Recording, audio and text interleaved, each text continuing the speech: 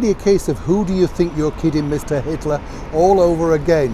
Hi, good morning, Neil Sean here in the heart of London. Lovely to see you today. And as ever, I wanted to present this story to you because if, like me, you simply enjoy a very good laugh, you know the sort of situation comedies where we used to sit down and laugh, things like Steptoe and Son, Dad's Army, who remembers also things like The Generation Game, where that was just great fun, wasn't it? I used to love the plays at the end of the show, you know, fun things. Now, apparently, in this 21st century world, according to the BBC, we're not allowed fun things. No. We live in a woke world now, and they, according to this report, have been secretly editing some of our most famous comedies to take out anything that might trigger a reaction.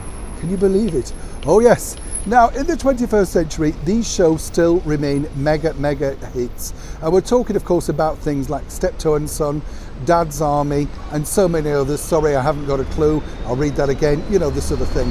Some of them are on radio. Some, of course, are established on both TV and radio. I was lucky enough, you know, to meet the wonderful writers, Galton and Simpson, who created a lot of those big early BBC sitcoms that we're still watching, as I say, in the 21st century. And they, of course, were the people behind people like Tony Hancock, who they told me was a great comedian but simply struggled with the side of fame and more or less taking direction. Brilliant writers. Alongside, I was lucky enough to spend some time with Ian Lavender when we filmed him at the London Palladium as he was appearing in a musical at that time. He told me some wonderful stories about Dad's Army and the rest of the cast. Wonder what they would think now, the elder members of Dad's Army, if they were around, knowing that their work is being cut, because apparently we may be offended by references to Big Busted Ladies, Top of the Pops, Rolf Harris, Jimmy Savile. You get the sort of picture. I'm not really understanding exactly, because when you think about it, the people that love those shows are our age group, if you like, and possibly older. We grew up with them, we weren't offended by them, we simply all sat around. The beauty about things like Steptoe and Dad's Army is it's basically universal, isn't it? You know, it's in a church hall, it's about a bunch of buffoons, and you couldn't make them look any more buffoonish than they were themselves. But according to the BBC, they're following guidelines because a lot of people are offended by certain words now that were used in the original scripts. And while you may not have noticed instantly, behind the scenes they've been gone through with a fine-tooth comb to make sure that certain scenes and words are carefully edited out. Now, what I find incredible with this is the BBC are struggling to keep their money.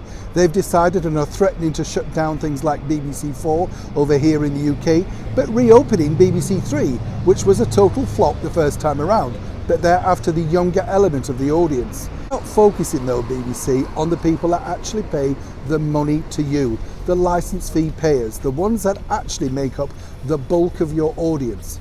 Why are you treating those so badly? And when you consider all they truly want was a laugh from yesteryear, seemingly even the BBC now can't offer that. As ever, I would love to know what you think to this particular story in the comments below. Did you love Dad's Army? Were you mad about Steptoe and all those other great early TV sitcoms? Neil Sean in the very heart of London.